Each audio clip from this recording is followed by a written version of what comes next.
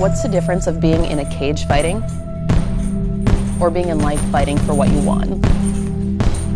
That's the way that I look at it. I'm a strong female who was born through a lot of different struggles. And through those struggles, it helped create my strengths. I have a story behind everything in life, from where I came from to what I currently do.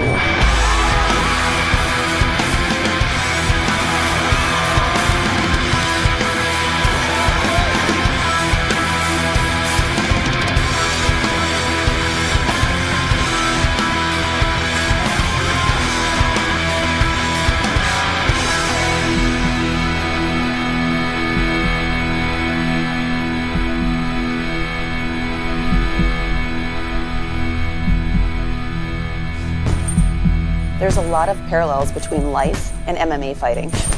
You have to be disciplined, and you have to want something more. If you're not constantly improving, you're standing still. Nothing in life is easy, and sometimes the hardest moments make us who we are. I've had those moments. I've battled against physical abuse.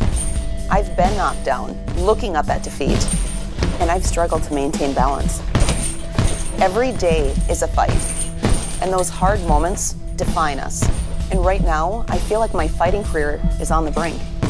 And all the things that I have been through in my life have prepared me for this moment.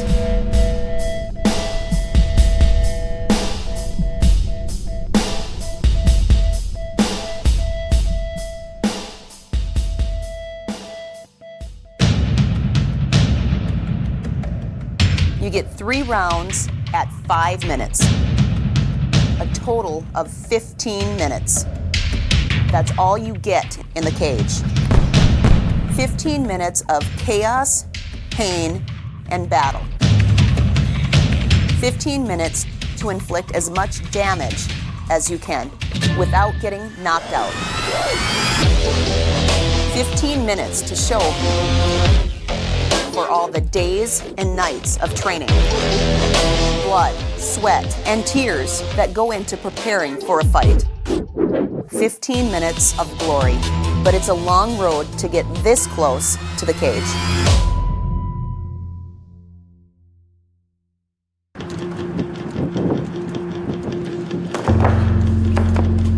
Honestly, looking back, I didn't start watching mixed martial arts until 2013. I saw clips and pieces of it. I was more into watching boxing because of my age. The demographics, boxing started kind of the revolution of it in regards to the combative sport. So for me, MMA, I started watching more and learning more when I started training for it. I'd say women's MMA started probably around like 2012, 2013 with Ronda Rousey. She was the individual that brought it to the forefront. With her judo background and then getting into the cage, she started the bantamweight class, which then started to grow the other weight classes along the way. I would say, women have always trained at my gym ever since I started. I mean, whether it was karate or jiu-jitsu, there was always women training. From what I can remember, as far back as I was doing even kickboxing, there were women fighting Muay Thai and things like that. So to me, women have always been an integral part of combat sports. When Strikeforce, when they had Ronda Rousey and Miesha Tate and all those girls fighting on their cards, those fights were, without a doubt, probably the most exciting fights we'd ever covered. And so that's what really exploded women's MMA, was Strikeforce covering and Showtime Sports covering those fights and having women fight. It's a great time for women to get into sport. I feel that when you break down the sport of mixed martial arts into segments, I feel that the female segment of the sport is probably one of the fastest growing segments in the sport. People love to watch women fight. I enjoy the women's fights. They fight with a lot more emotion, and they don't leave anything out there. I think it's just the beginning of female mixed martial arts. What makes MMA fighting so popular is the different facets that go into it. The uncertainty. You never know if somebody is going to get clipped wrong, if somebody is going to get injured, with all the different things from kickboxing, boxing, wrestling, judo, Brazilian Jiu-Jitsu. There's so many different strengths, but there's so many different weaknesses. So who captivates their strength over the opponent's weakness?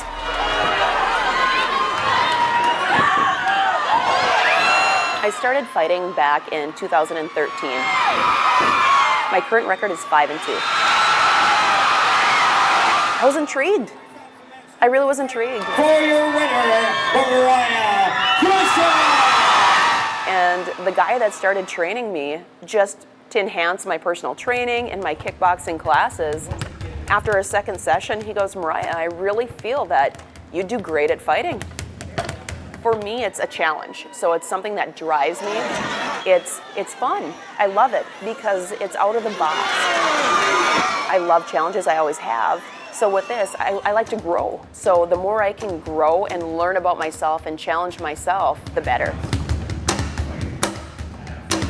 My last fight was against Callie Cutler in July. We went 3 rounds and it was ref stoppage in the 3rd round.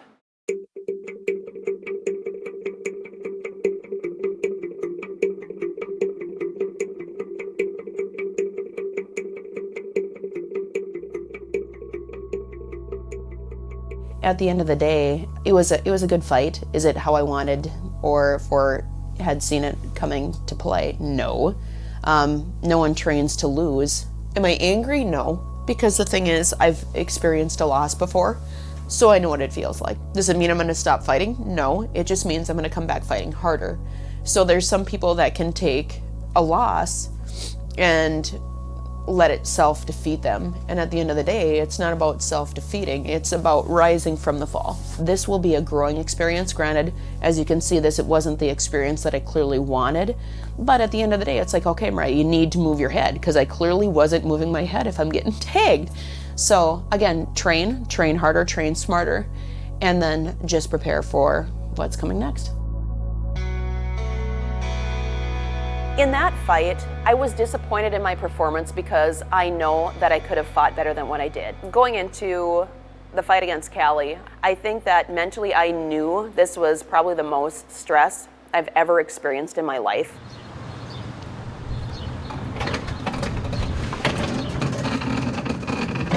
Really, in a lifetime, what are the odds of you relocating your entire business that you've had in one location for 9 years and moving it from one location to another in 2 days and have it up and running in a week? The likelihood is slim. Had to buy the heaviest damn equipment. To losing an employee to death from cancer and not being able to go to their funeral because you're cutting weight. And then with all the different factors from training, as soon as we moved, I was up at 5 o'clock in the morning every single morning, and I wouldn't leave the gym until 11 o'clock at night with getting stuff situated 2 weeks before the fight. And having my 2 children. I have my 2 children at least 90% of the time, so it's a balancing act. I know that all of those different variables, the likelihood of them all coming into one piece like that was slim. I had a lot of things that happened, but I still need to perform, and I didn't perform. No one ever wants to lose, but I can honestly say that's the best thing that could have happened to me at that very moment, was to lose, because it showed me how much more I have to put in, and then 2, it showed how much support I had.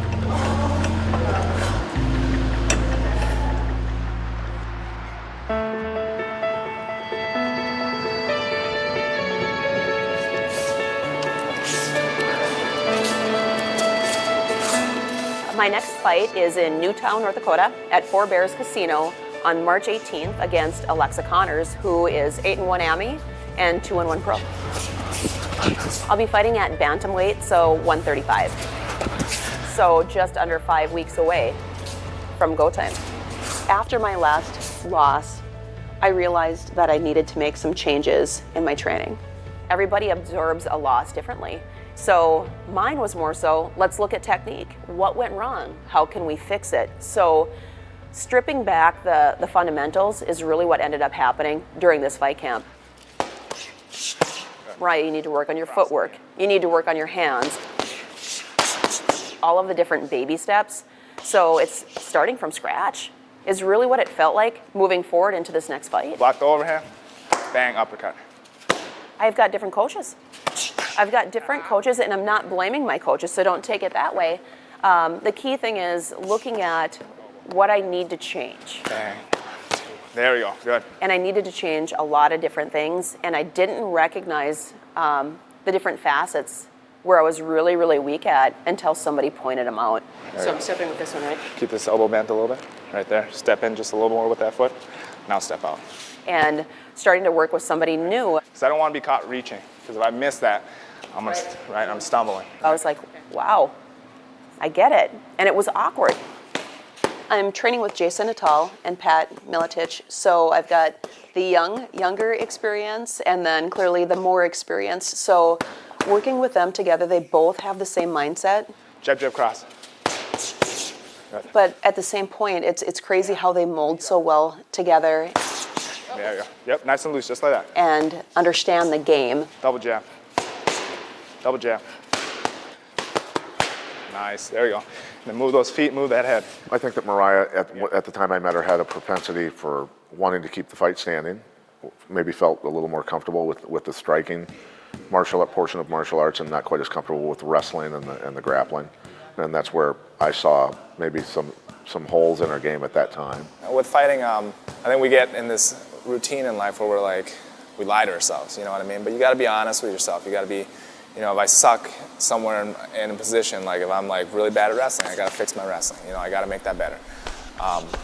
You can only be so positive for so long. Jab, cross hook. And what I wanted to do when I saw Mariah, I was like, you know, I'm like, I get that you're a big name around here and stuff like that. But we want to be a big name everywhere. Try to come forward a little more, because that going in onto that. So right here, she already lost her weapon here, right? Right. So now that's when you come forward. If we're gonna do that, we gotta really take it serious. We gotta really work down the basics. We gotta really work jiu-jitsu, wrestling, boxing, Muay Thai, everything. You know, mixed martial arts.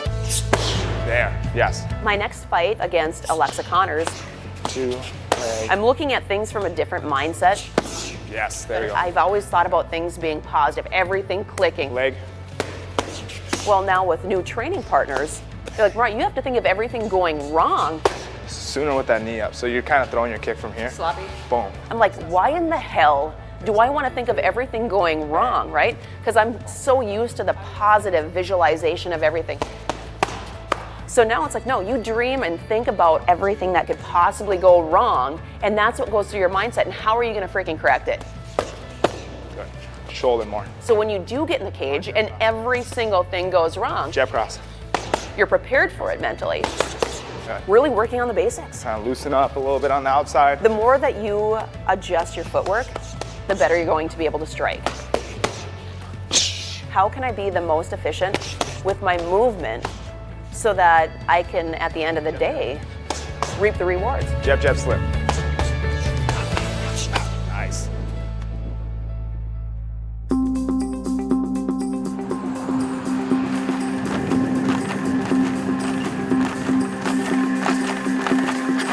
A couple days a week when my boys are at their dad's, I get up and come to the gym at about 5 a.m. That's my time to get started and focus on myself and focus on what's coming up on the horizon. Sometimes I spend between 3 to 4 hours of training, sometimes more. But that's what it takes to be successful in this sport. While the world outside is still asleep, I'm here training, focusing, and preparing for the next fight. Sometimes it seems like there's not enough hours in the day, but these early mornings, this is where I start.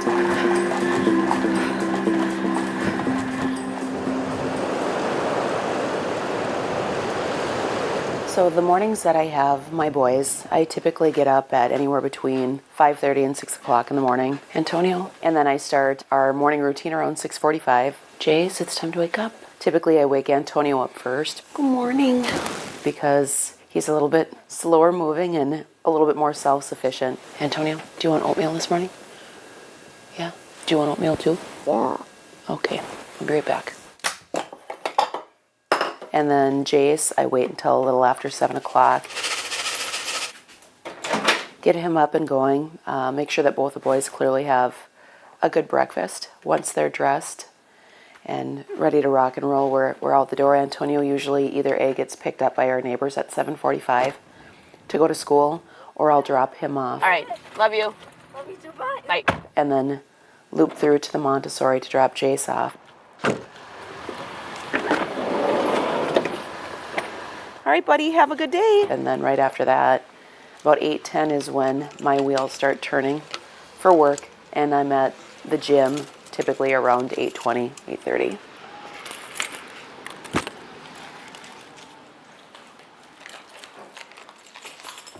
Bend the knees. Good job. 20 seconds. This is your second round of 3. I own and operate my own gym. It's called MPX Fitness. 5, 4. It's just one of the many things that I'm committed to every day. Sit back, weight through the heels, chest stays high. I train clients in kickboxing, nutrition, overall health and well-being so that they can reach their goals.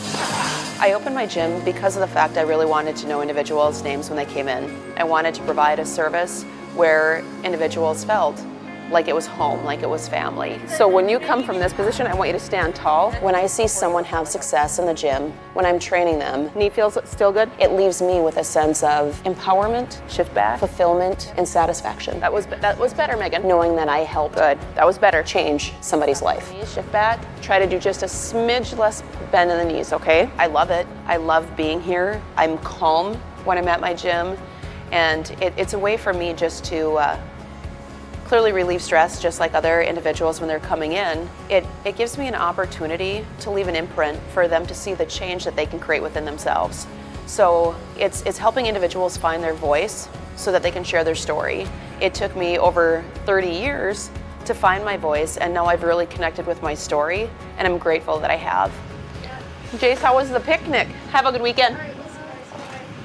Jace, you gotta go on this side, buddy. Trying to balance all of the different pieces of my life, it's difficult. All right, go ahead and buckle up, buddy. Is it ever hard? Absolutely. Go ahead and buckle up. Do I feel guilty every single day? Yes. So, Jace, you ready for the game plan for today? So, we're gonna pick up Antonio, get something to eat, and then go back to the gym for kickboxing. Okay? And when I do have those moments of silence, which are far and few between,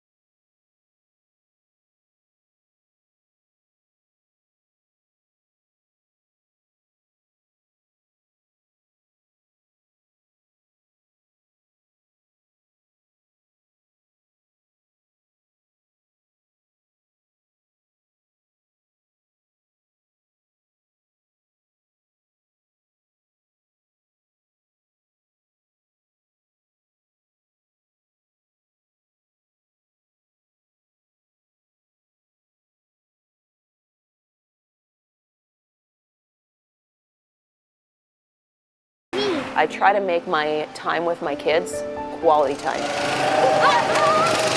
When I have time with my kids, we interact, whether it's playing cards, you know, we go out to my parents, whether it's snowmobiling, sledding, like playing outside, doing those things, going to their soccer games, going to their practices. Those things are really what matter and what my kids are going to remember. In my life, whether I was fighting or not, isn't a 9-to-5 job. So fighting is another factor, is another piece of me. Now, people are like, oh, you're a fighter. No, that's a job. That's part of me. I'm a mother. I'm a business owner. I'm a mentor, so many different things. But what I find hard is when I find something I'm passionate about and it all correlates together, I have a hard time saying no, because the thing is I want to do it. I start and end most of my days in the gym. Going into the evening, that's a little bit more challenging with workouts because you're tired. You've gone through a lot of different roles throughout the day. You're exhausted, but really at the end of the day, you fight at night, so you should train at night. And no matter how tired you are, you push through because you don't have an option. You have 3 5-minute rounds that you need to be prepared for. So that's my driver.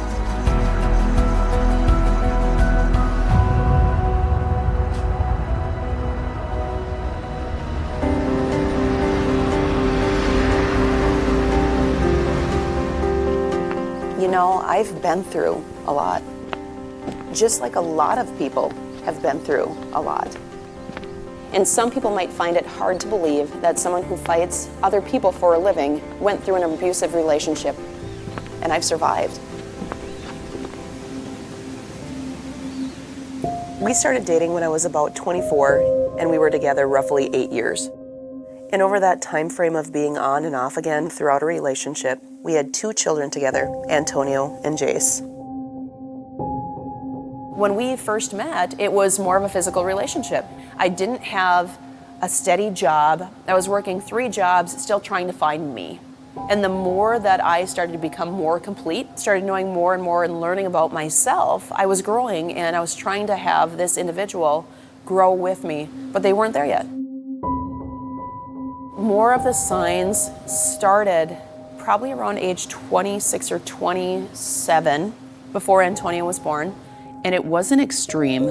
It's a lead-in. They start building and establishing the trust, the love, everything behind it, and then it's small little signs that lead into bigger signs. I remember a picture frame that was thrown at me that missed, that went right into the sheetrock of my apartment wall. I remember an air freshener can being thrown through one of my mirrors in my vanity to being pushed. It started more so with the verbal abuse and then just different actions that led into more of the physical. It happened on 2 occasions where I was hit, and the only time that the time that I had contact or physical contact is when I was holding our son. Now looking back, it was because he was scared to do it when I wasn't holding our child, an innocent soul, knowing I wouldn't strike back or retaliate because I was holding our son. It took a long time for me. It was a hard process. Some people think, well, if somebody hit you, wouldn't you just go? Mariah, you're a fighter. I mean, you wouldn't have stayed. It takes time. It's more that you're in a disbelief that it's happening to you than the fact of, okay, well, I know what's going on, I'm just gonna leave. It was hard because of the fact of after breaking up with him, he would come to my house almost every single day knowing that I would be with Antonio and would sit on my doorstep and wait for me to get there. And he knew that I didn't want confrontation, so he would slowly come into the house like nothing ever happened. And that was an ongoing cycle. So there was always, oh, I'm sorry, or whatever. So the soothing, right? And then nothing would happen for a while, and then again it would pick back up. So it was hot, cold, hot, cold, hot, cold.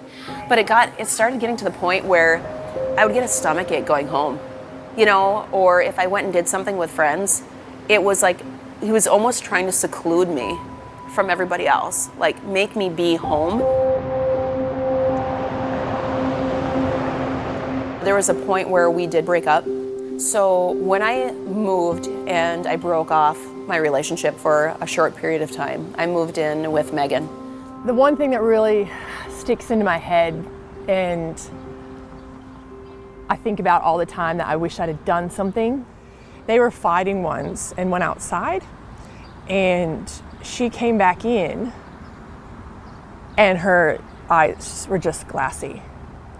And I'd never seen anybody look like that before. And I went, oh my God, are you all right? Yeah. I said, no, you're not okay. What happened? That's okay, it's okay. And I said, no, what happened? And she'd said he'd pushed her against the wall, and she'd obviously hit her head. Like, she was concussed, like fully concussed. I don't know that she remembers much of that. I remember that. That's the one thing that I remember, and that scared me. It scared me a lot for for her? You know, Megan was, during the situation, Megan was there for me more so than anything. She was my support system. She was my counselor, is really what she was, and a really good friend. She helped me through a lot. She was my rock. And I can't imagine the emotions and the struggles that I put on her and what it's to be like to see somebody in that situation wanting to pull them out of that situation and not having control. You can give advice, you can listen, but at the end of the day, it's their choice, and you love them so much you want what's best for them. That person's got to make that choice on their own, because you can't force them to do it. All you can do is be there for them, talk to them, tell them that you want them to be safe, that you don't think it's good for them.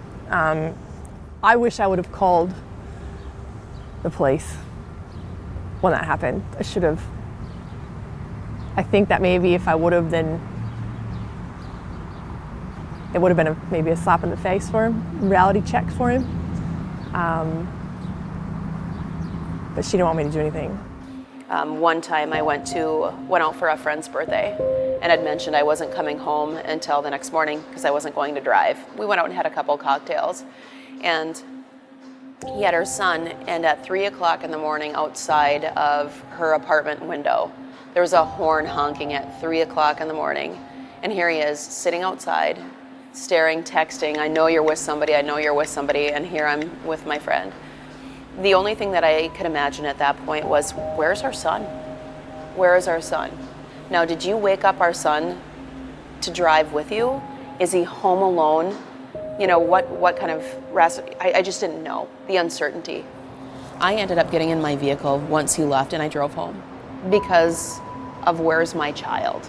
So when I got home, they were both up. Antonio was up, he was there, and I'm still under the assumption that he brought him with because he was awake. It got to that point where put Antonio to bed, and we're going back and forth, and just hounding me. And I'm not an individual that will put my hands on somebody. Different when you're fighting, because that's what you're training for. I remember that moment, we're going back and forth, and I did. I grabbed him right by the neck, I held him right against the wall, and I said, this is enough.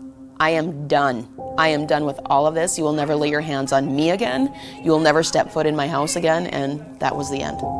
I think it came down to the point of when you're not sure of your child's safety, of are they at home alone? Are they with you? And then them seeing this. I mean, it's ridiculous. The last thing that you want to do is leave a negative imprint on your child. It's about stopping the cycle, and that was my goal, is I knew that if I didn't take action, that my son would be going through the same cycle that his dad had gone through at a young age.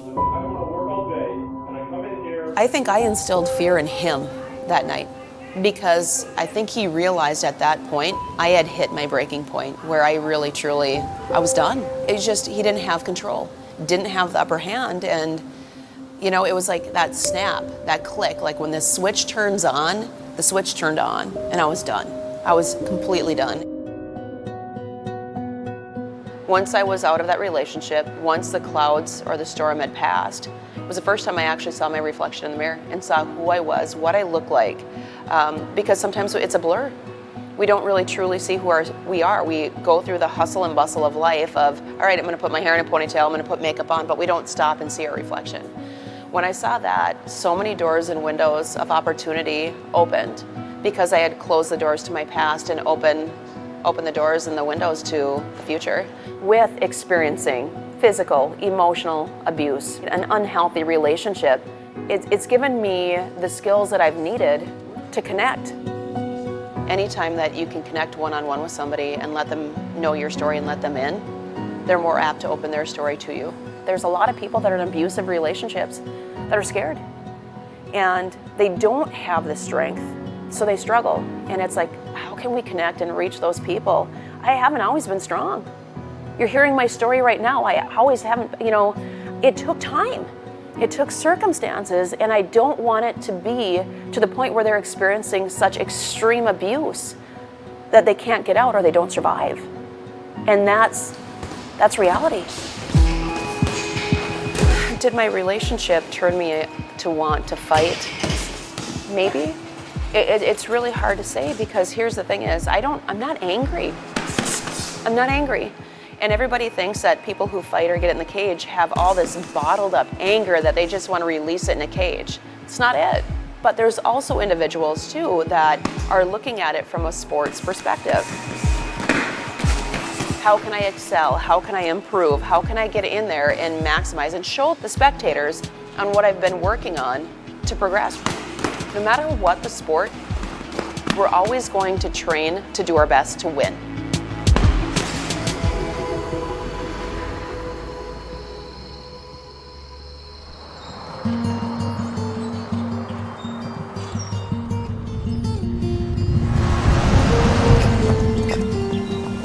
So I grew up in a very small town called Hendrum, Minnesota. It's so small, it's not considered a city, it's considered a village. 300 people, population. I grew up on a farm. I loved it, okay? So I have 2 older sisters. We grew up on a farm with beef cattle. It was great because of the fact we had nature surrounding us by the river. My work ethic started at a young age. On the farm, we grew up with a variety of different chores. My dad worked on the road during the week, so my sisters and I would get up every single morning, carry 5-gallon buckets, feed the cattle in the morning, and then we would also be in charge of doing that at night. During the summertime, usual 90-degree weather, we would go up and down the road ditches, throwing hay bales, whether it was straw, alfalfa. We threw a variety of different things, and really we had a variety of different chores, and we knew to also behave because we knew what was around the corner, whether it was scooping manure in the early morning or my dad would always find something for us. Yeah, I was, might have been a little tough on them in times, but I taught them how to work, and I think they are glad that we did. You know, pretty boisterous. They like to go outside and play around, and she had her sisters, they're all 2 years apart, so she never had to worry about finding somebody to play with or get beat up by. My dad was very stern, but in a good way. He's a protective man. 3 daughters, you have to be protective. So he taught us a lot about work, how to work hard, and understand like the meaning of the dollar and to do things on your own. Can I handle it, Dad? I think I'm a little bit more hard. I don't let a lot of people in to that depth, where I think my dad's a little bit more guarded. But then clearly sports, the athleticism I get from my dad, along with my height. He showed love in a different way. He showed his love by supporting us in our activities, being at every single sporting event, being our coach on the sidelines, and listening. He's a typical slap the back kind of hug guy, but now with having grandkids too, he's really opened up and become more compassionate on the outside. I always had a close relationship with my dad because of sports, right? But now, I was thinking about this the other day, my mom has done so much. She doesn't ask for anything. She just wants to be there, support, and it has always been that compassionate piece where she gives you so much love, gives so much love to my kids.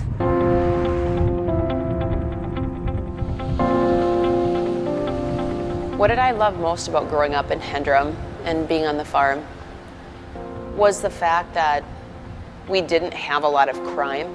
It was freeing. We could go to the park, we could play softball. We played softball every single summer. You could pick up a basketball game, all the small sports, all the things that were fun and exciting were there. With having 2 older sisters, we'd be playing horse or chasing each other or fighting. I guess is where it all started. It was with my sisters. You know, I didn't know much about it right away,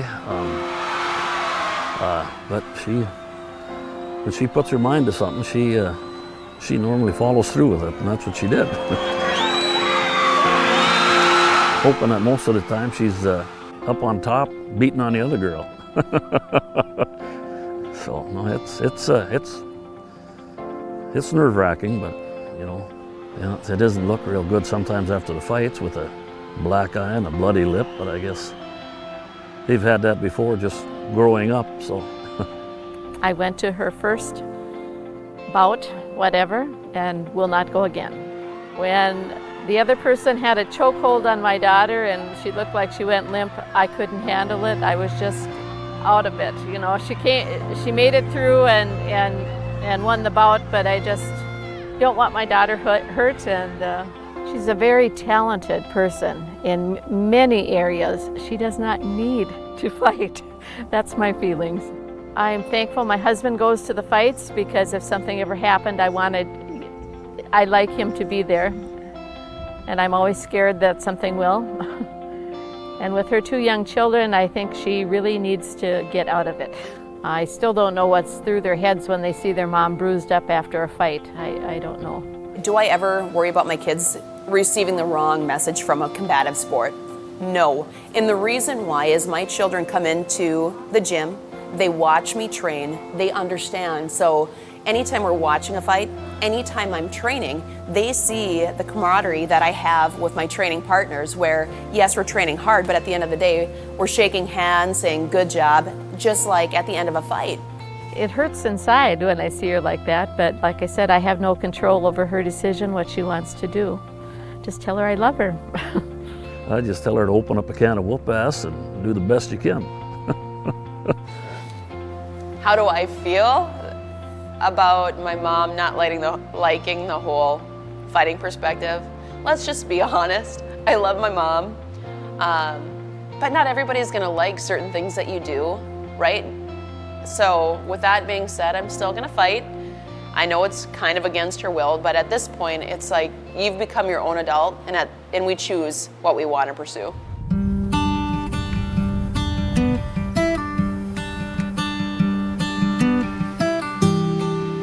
The farm is my world, it's my sanctuary. It is the only place besides being around water that really calms me.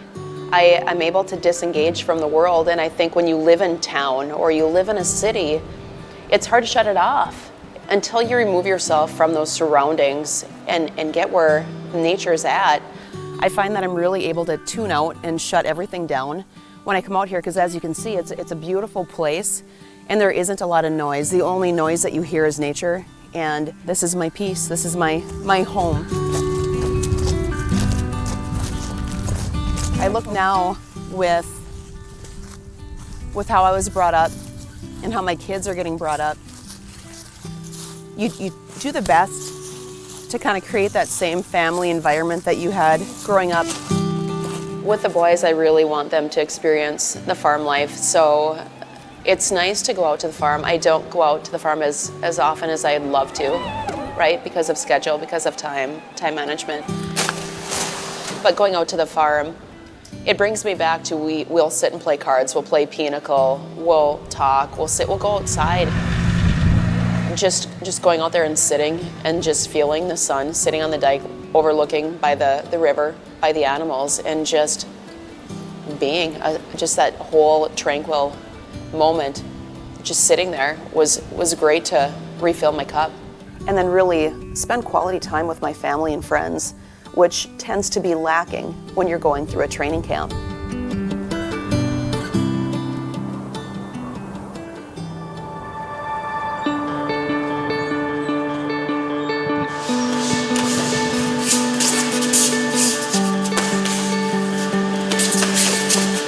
So we're a little under 3 weeks out from the fight. But if she throws it right, And working with Jason, as long as I keep my hand up and I'm out this way, that's fine. we're working on different combinations, movement patterns with punches and kicks. There we go, a lot better. The key thing, my opponent is a striker, so making sure that I have head movement, Move, head and then movement. trying to But she's not known to like break her down stomp forward, right? piece by piece, So as long as you keep her distracted with that hand, and stepping into my game plan and taking her out of hers. come this way, boom, We worked on throwing up high. left leg kicks to the inside of the thigh, Yes, and then move. working on double jab. Bring it back and moving. You're dancing again. The only time you're gonna come in is if you wanna attack her or you're just kind of getting her faint, okay? Seeing her reactions.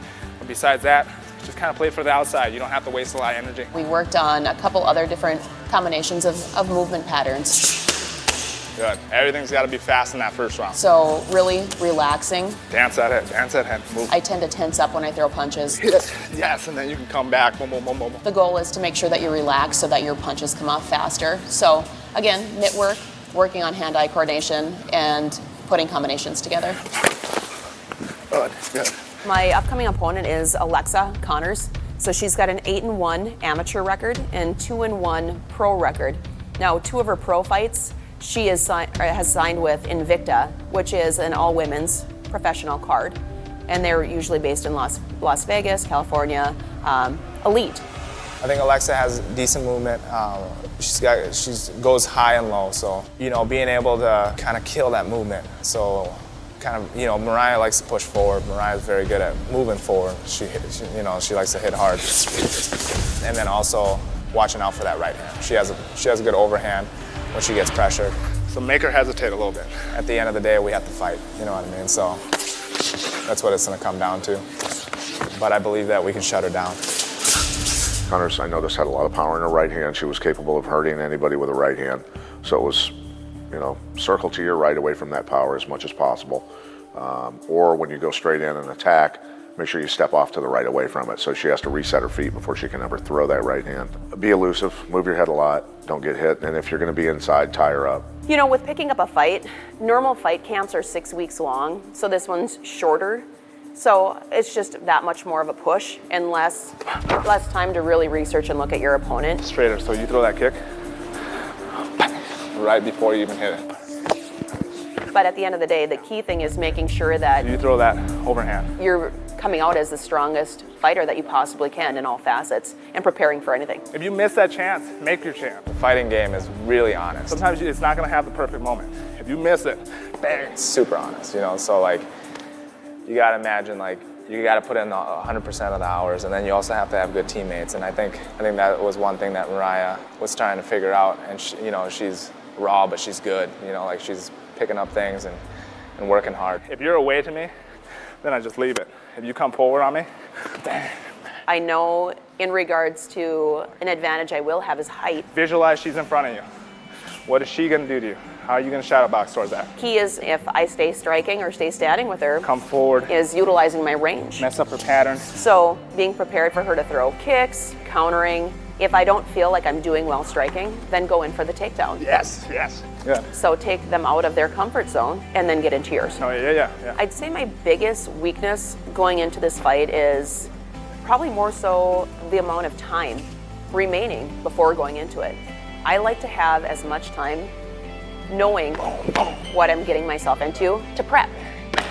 All flow together, so it's like a combination, 1, 2, 3, 4. To make sure that I am in that fight shape form. So I guess that would probably be the biggest thing for me. There we go, good. It should just kind of flow with that movement, yep, looks good.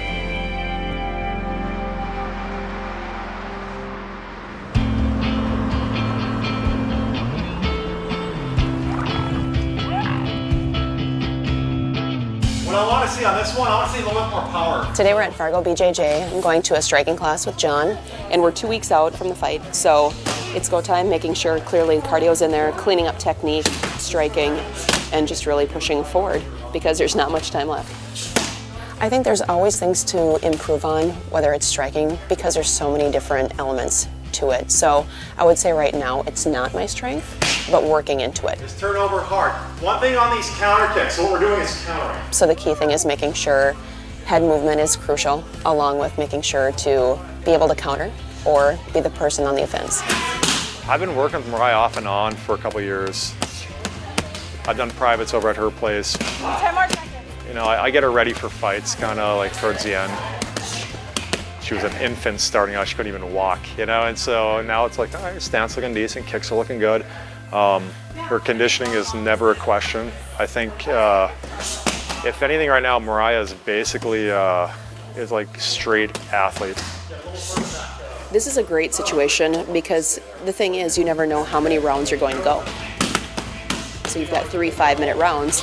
And you could be having a lot of interaction with striking back and forth. You might be on the ground. You just really never know what situation you're going to be in. Keep kicking. Kick. It's a tie fight. Whoever wins this last 30 seconds wins the fight. Those 3-minute rounds It's coming back. You gotta keep kicking, Mariah. of straight kicks really preps you. If you're repping kicks like that in a fight, your opponent probably is going to drop to the ground. So, is it realistic in regards to how many kicks you're throwing? No, but it's getting you prepared so that you've got that cardio to exchange punches, kicks, knees, etc. With the training plus a job, 60 hours plus every weekend, I mean, it's not easy work. I mean, you are close to puking every time you're done, and if you're not, your opponent probably is. And if your opponent's doing that and you're not, you're gonna lose.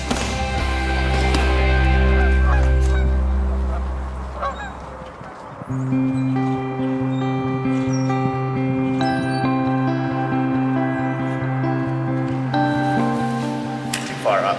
You don't want to end up here. The week of your fight, it does wind down. There you're working more technique, going through your strategy, and making sure that you're getting your weight down, rest. So the key thing is you want to make sure that your body is fresh when you're going into the fight. So the last thing you want to be is completely spent because of what we're doing at the week of your fight.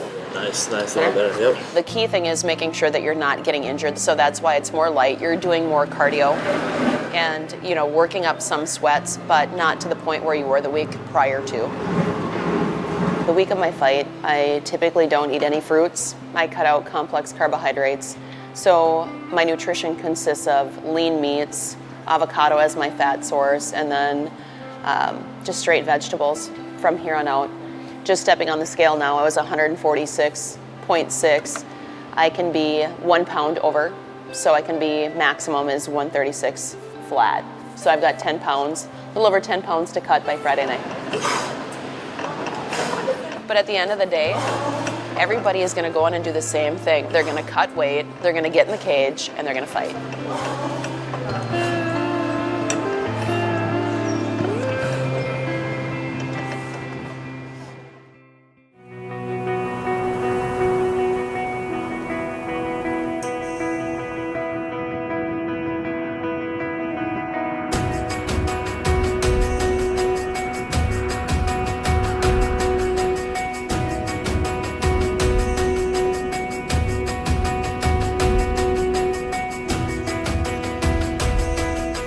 This morning I started off my weight at about 142.8, which is higher than typically, but I've also been walking heavier at a heavier weight.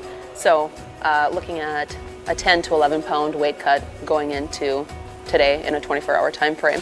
Last night I took a hot Epsom salt bath, and then this morning I woke up, took one, and then we ended up hitting the gym. So put on the plastics, put on sweatpants over the top, did a half hour, dropped about 0.8 pounds at that point, went back, sat for a little bit, did another Epsom salt bath, dropped down to about 137.4.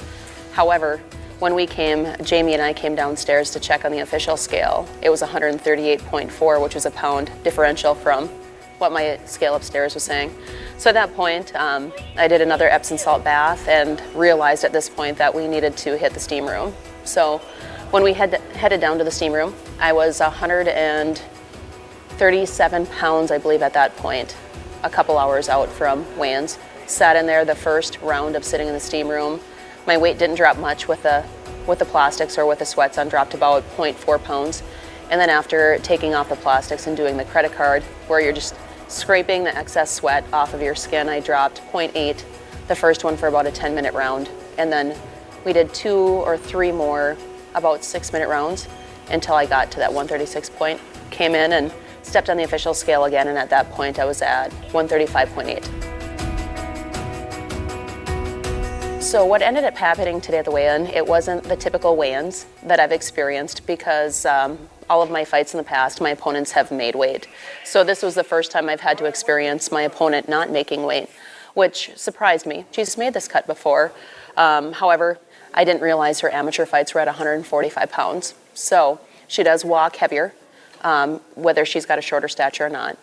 I understand from a female perspective. However, from a professional standpoint, there really is no excuse to not making weight. What ended up happening was we gave her the option of doing an hour extended weight cut. Her weight didn't budge, so at that point we agreed to do a 20% commission So I'd be taking part of her purse moving forward. So after the weigh-in, I drank an entire bottle of Pedialyte. I have my juicer in our, like the hotel room, so I put kale, cucumber, drank an entire jug of that, ate some multigrain chips with a quinoa dip, and now I've got Weizenburger that is officially sitting there waiting for me. Had an Evo energy drink. I'm gonna drink a bunch of water. No, I feel good. You know, starting to refuel and rehydrate, all that fun stuff. So it was probably about an hour after stepping on the scale. So originally I stepped on at 135.8, stepped on at 142.2 the last time I stepped on. So goal is to keep rising. Definitely a different experience than what I had my last fight, with everything that possibly could go wrong went wrong. Now it's like everything that could possibly go right has been going right. For the rest of the night, I'm going to continue to refuel, hydrate, rest, so that I'm prepared for the fight. The fight is finally here, 24 hours, and we'll be in the cage.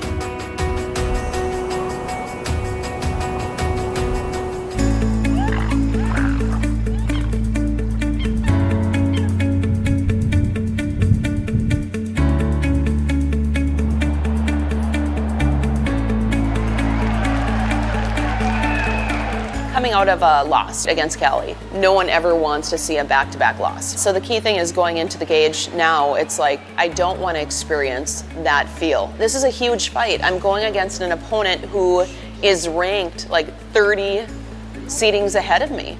I have nothing to lose and everything to gain from this fight. Right now, I'm excited. I want to get in there. I want to redeem myself from a personal standpoint, do what you know how to do, and control what you can control. And the rest is out of my hands.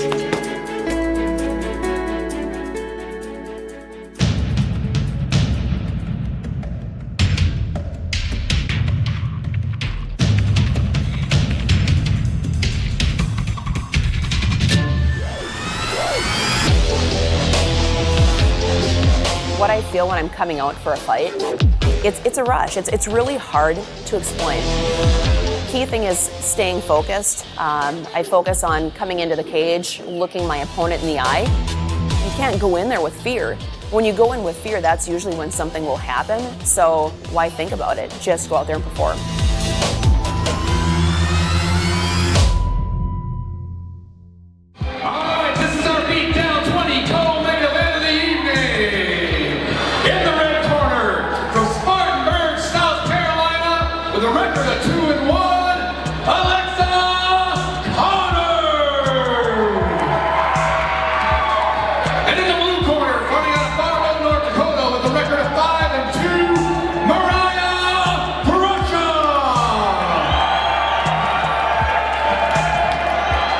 Could shape up to be a pretty good bout here between Alexa Connors and Mariah Prussia. Right, you ready? Let's get up. So Connors in the full shirt top and Prussia in the bikini top. Let's go. Hit first and last. Hit first and last. Walk her down, Mariah. Just on her way here. Nice. Nice and loose. Nice and loose. Go off to that left. Watch that hit. Yeah, there you go. That's all right. That's all right. There we go. There you go. Nice and slow. Nice and slow. Nice and slow. Keep that pressure. These two women wasting little targeting. time. Yeah, they're not wasting any time at all. Step off and go. Step off and go. Don't hesitate. Remember. Right away. Nice and loose. Nice and loose. Keep that center, Mariah. Hopefully he's getting a feel for it here early in round number one. Definitely a feeling out process in this fight. I want hands out of you. Use them. You got hands. Let's go. Full leg kicks by Connors. Let's go. Let them fly. Fast, loose combinations. It's over a minute gone here in round number one. Oh, right there, right cop. Mariah's countering that jab pretty good. Hey, set it up. We're here. We know. We've seen this many times already. And kick there from Prussia. Nice Superman punch from Alexa Connors. I want to see those hands. Commit to your shot. Yes, nice leg kick. That was, she loaded that up. Alexa Connors seemed very calm and collective here. Switching stances. Throws the body kick. She pulled away, you throw a kick. Mariah's got good defense, keeping her hands up. Not really taking any damage. Hands go, Mariah. Yeah. Nice. Left kick to the body. Left kick to the heart. Keep those hands high. High with the left. Loaded up that kick too. Throw the left instead. Alexa Connors has got nice, quick hands. Move that head. It's very technically sound. Don't go straight forward. If you're going to go straight forward and with a Look at kick. the muscle on Alexa Connor's legs. I wouldn't want to get kicked by those. Halfway through. Keep your hands high. Set up your combos. Let's go. Hey, move to the left. Move to the left. Move to the left. Left kick right now. Left kick right now. Mariah. No big blows here from either lady so far. Oh, looks like Mariah's going to push the pace. Lands the knee and slips. She's able to get back to her feet. Jab, jab, jab, jab, jab, jab. Connor's pushing the pressure forward with that jab. Jab, jab, right leg kick. No, don't hesitate. You got to throw. You got to throw.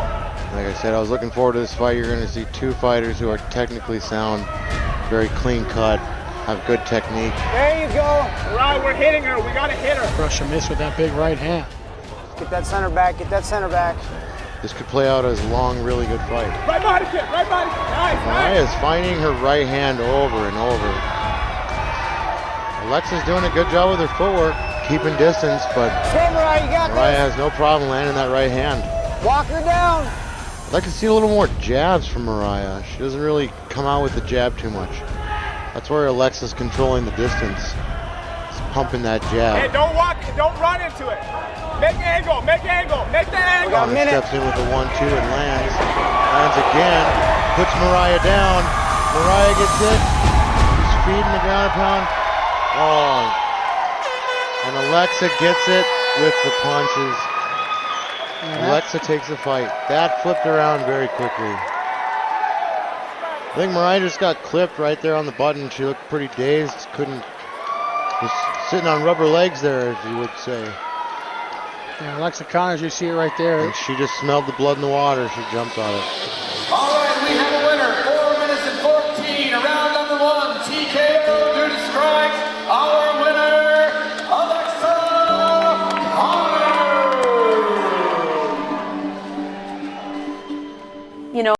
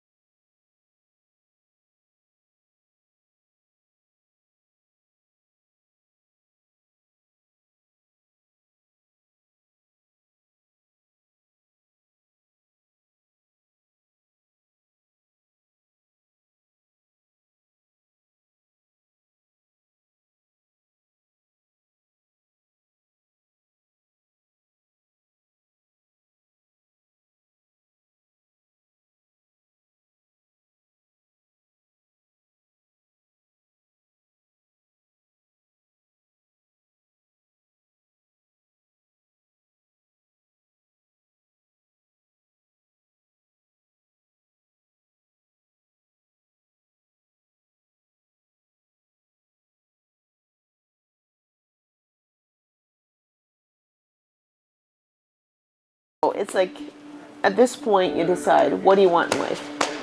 Where do you foresee yourself going? And what do you want your children to see? You know, so I love fighting, okay? Fighting pushes me, it challenges me, and it's for me.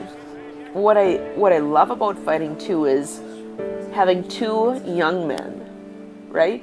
Looking at their mother, not just as a mother role, but as a father role. And I don't ever want my children to see me give up on something or give up on a dream, because I want them to always pursue forward, and I will support them 100% in everything they do, like my parents support me. I want to be there for my children as much as I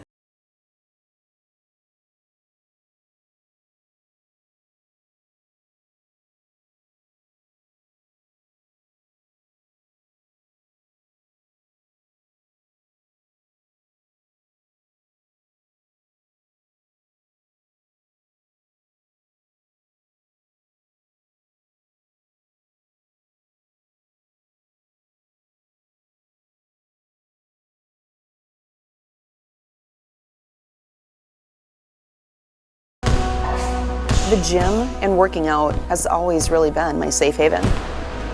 It's really the way that I function. And win or lose, inside the cage or outside of the cage, health and wellness will always be my passion. Every day is a fight, and sometimes failure and fear stop people from progressing in life. But if you're going to fail, fail forward. Because the worst thing that you can do is look back and wonder, what if? I don't want to live with any of that. My journey is far bigger than myself. And this last fight may have been a loss, but my life has more victories than defeats. When you have the ability to overcome struggles of abuse, hardship, and adversity, you actually have won the fight.